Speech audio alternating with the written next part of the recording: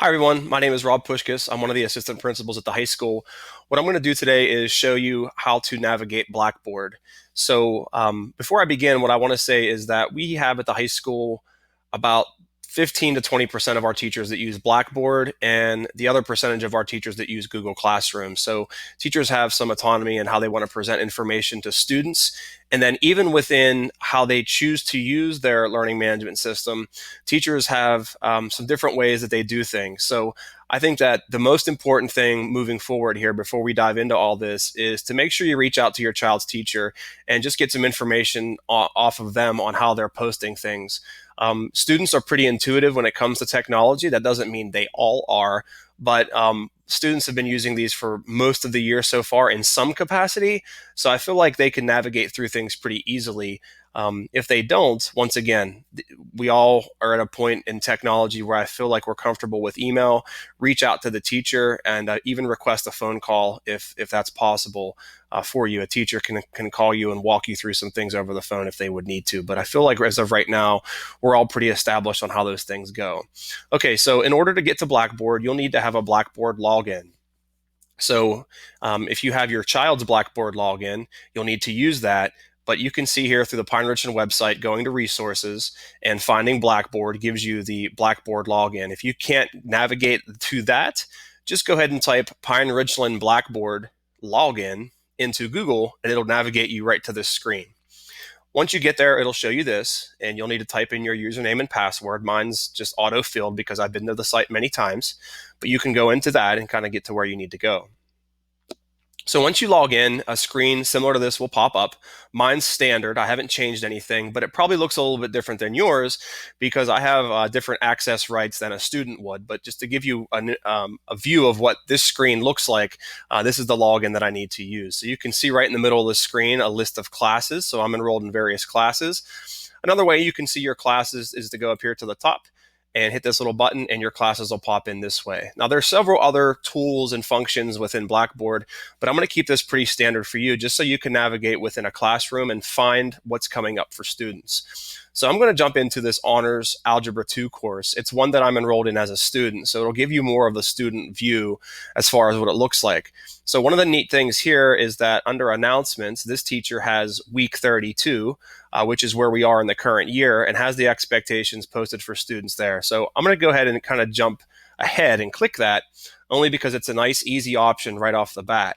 So if you're enrolled in several Blackboard courses, you'll see that option, and I'll show you what that means on the other course. But as we jump right in, it shows you some things that this teacher already has established with students. As I mentioned in my initial communication, okay, so this teacher has already established this and has a weekly update that goes to both students and families. Not every teacher takes this approach with communication, but this teacher does. So like I said, there's some variability in how teachers use things. The weekly syllabus is attached. So right here, it's kind of neat. I attached it right to this. Let's go ahead and click that. And this pops up, gets you to the teacher's Blackboard site, and it gives you an idea of what this teacher is expecting. So I'm going to click on this one. And Mr. Bickler has his lesson plan laid out for each student for each day: Monday, Tuesday, Wednesday, Thursday, and Friday. The assignments that are attached to each one of these. So if a student follows the progression for the week and does Monday's work on Monday, Tuesday's work on Tuesday, that helps them pace themselves throughout the week to get to the final result is Friday and what they need to do. So at each part of these, it tells you, it gives you some optional work, links to a video that'll help you with this, and kind of the assignment set over here of what he's expecting you to do. This one is due by Friday at noon, so doing the work throughout the week would get you to this section 8.5, check for understanding, and then you can submit this by Friday at noon for him. He also has a Google survey posted in here, so some teachers require students to post things a little bit differently. He uses Google and Google surveys for students to post their assignments and for him to review that. I know that Mr. Bickler also has established with his classes that when they submit something to him, he annotates on top of it and gives them feedback and sends it back to each and every student. So that's kind of one of the ways that he has established his work within his course. Let's go back to the other screen that I was just on. And I'm going to click this PDF, check for understanding. So you can see here that Mr. Bickler has a PDF that goes out to students. He's established ways for students to solve these problems and send them back to him. And a lot of it's writing on the screen or actually writing on this. You can do that in a digital format, or you can actually print this out, write on it, and scan it back to him.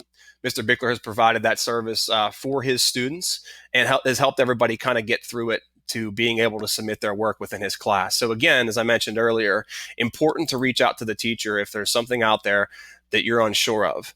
So I'm going back to the screen, back to Mr. Bickler's class. And he also has some other tools within his class that are over here for students, okay? I'm not going to click through every one of these because it'll just send us down a different path, but he has some other supports, and most teachers do have these as well, other supports for things that students need throughout the course. So you can ask your child to get you through it, but essentially getting to his course and finding the assignments is probably the most important thing that you're looking for right now, okay?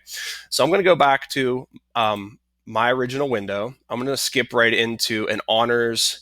This is honors finance, just to kind of show you what it looks like for another teacher view on the same level. So in this course, the announcement is popped up right on the screen to show you what's out there.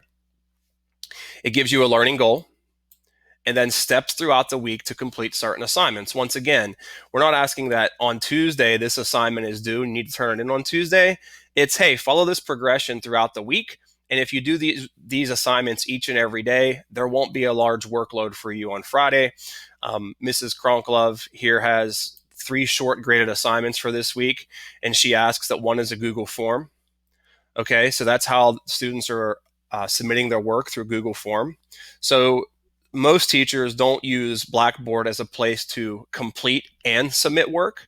They use Blackboard as a place to kind of house their teaching materials, the materials that are available for students, and students have some additional instructions on how to submit their work. So as I mentioned earlier on, the most important thing here for you to do would be to navigate into Blackboard if you can, see what the teachers have posted as far as their weekly announcements or how they have their course set up. And if you have any questions about those types of things, to reach out to the teacher directly so that maybe from this point on, you'll have a better understanding of how Blackboard works. Essentially, that's how to navigate to Blackboard and how to find assignments that are posted for your